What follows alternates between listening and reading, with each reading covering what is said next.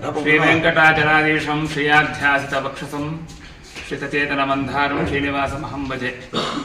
ಶ್ರೀ ಪದ್ಮಾವತಿ ಭೂಮಿಲೀಲಾ ಸಮಿತಿ ಶ್ರೀ ಲಕ್ಷ್ಮೀ ವೆಂಕಟೇಶ್ವರ ಸ್ವಾಮಿ ಪರಬ್ರಹ್ಮಣೇ ನಮಃ.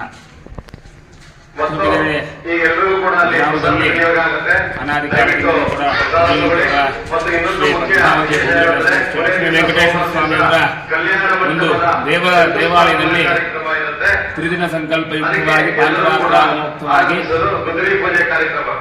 ರಾಜಗೋಪುರ ಮಹಾಕುಂಭಾಭಿಷೇಕ ಕಾರ್ಯಕ್ರಮವನ್ನ ಇದೇ ತಿಂಗಳ 15, 16, 17ನೇ ತಾರೀಕಿನಂದು ನಡೆಸುವಂತೆ ಭಗವಂತನ ಪ್ರೇರಣೆ ಆಗಿದೆ.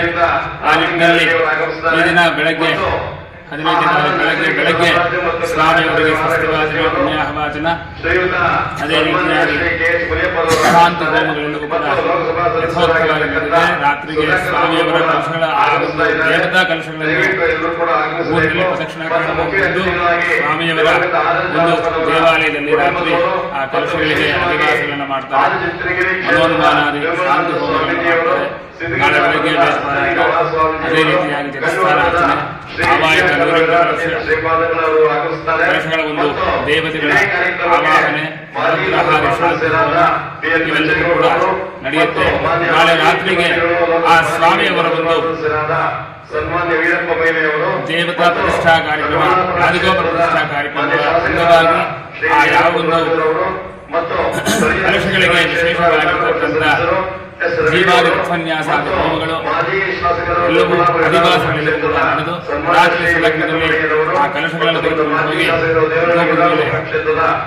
ಪ್ರತಿಷ್ಠೆ ಮಾಡ್ತಾರೆ. ನಾಳಿದ್ದು ಬೆಳಗ್ಗೆ ಶುಭಲಗ್ನದಲ್ಲಿ ಜೀವಾದಿ ಉಪನ್ಯಾಸ ಹೋಮಗಳು, ಫಲಾಹೋಮಗಳು, ಅದೇ ರೀತಿಯಾಗಿ ಪ್ರಾಣ ಪ್ರತಿಷ್ಠಾಪನೆ, ಮಹಾಮಂಗಳಾರತಿ, ಕಲಶ ಕುಂಭಾಭಿಷೇಕ, ಈ ಎಲ್ಲ ತೀರ್ಥ ಎಲ್ಲ ಕಾರ್ಯಕ್ರಮಗಳನ್ನು ಕೂಡ ಆ ಭಗವಂತನ ಒಂದು ಅನುಗ್ರಹಕ್ಕೆ ಈ ಒಂದು ಗ್ರಾಮದಲ್ಲಿ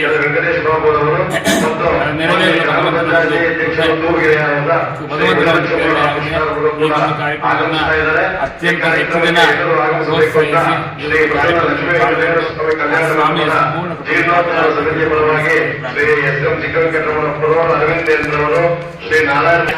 ಸಂಪೂರ್ಣ ಬೆಳಗ್ಗೆ ಸರಿಯಾಗಿ ಪಾರಾಯಣ, ಮಹಾಗಣಪತಿ ಪೂಜೆ, ಪುಣ್ಯಾಹ, ದ್ವಾರಾರಾಧನೆ, ಕಲಶಾರಾಧನೆ, ಚತುಸ್ಥಾನಾರ್ಚನೆ, ನವಗ್ರಹ ಸುದರ್ಶನ ಹೋಮ, ಮೂರ್ತ್ಯಂಗ ಹೋಮ, ಸಕೃತ್ಪೂರ್ಣಾಹುತಿ, ಧಾನ್ಯಾಧಿವಾಸ, ಅಧಿವಾಸಗಳು, ಹೋಮಗಳು, ಮಹಾಮಂಗಳಾರತಿ.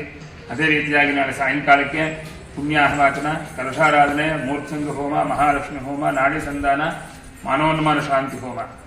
ಸೋಮವಾರ ಬೆಳಗ್ಗೆ ಬ್ರಾಹ್ಮಿ ಮುಹೂರ್ತದಲ್ಲಿ ರಾಜಗೋಪುರ ಕಲಶಗಳ ಪ್ರಾಣ ಪ್ರತಿಷ್ಠಾಪನೆ, ಬಲಿಪ್ರದಾನ, ನಾಡಿ ಸಂಧಾನ, ಮಹಾಗಣಪತಿ ಪೂಜೆ, ಕಲಶಾರ್ಚನೆ, ಚತುಸ್ಥಾನಾರ್ಚನೆ, ಮೂರ್ತಿ ಹೋಮ, ಪ್ರಾಯಶ್ಚಿತ್ತ ಹೋಮ, ತತ್ವನ್ಯಾಸಾದಿ ಕಲಶ ಹೋಮ, ಪುರುಷ ಸೂಕ್ತ, ಶ್ರೀ ಸೂಕ್ತ ಹೋಮ, ಪ್ರಾಣ ಪ್ರತಿಷ್ಠಾಂಗ ಹೋಮ, ಮಹಾಪೂರ್ಣಾವತಿ ಹೋಮ, ಕಲಶ ವಿಸರ್ಜನೆ, ಪ್ರದಕ್ಷಿಣೆ, ಮಹಾಕುಂಭಾಭಿಷೇಕ, ಪ್ರತಿಷ್ಠಾಫಲ ಸ್ವೀಕಾರ, ಮಹಾಮಂಗಳಾರತಿ, ತೀರ್ಥ ಪ್ರಸಾದ ನಿಯೋಗ ಎಲ್ಲ ಕಾರ್ಯಕ್ರಮವನ್ನು ಕೂಡ ಆ ಭಗವಂತನ ಒಂದು ಅನುಜ್ಞೆಯ ಮೇರೆಗೆ ನೆರವೇರುತ್ತೆ.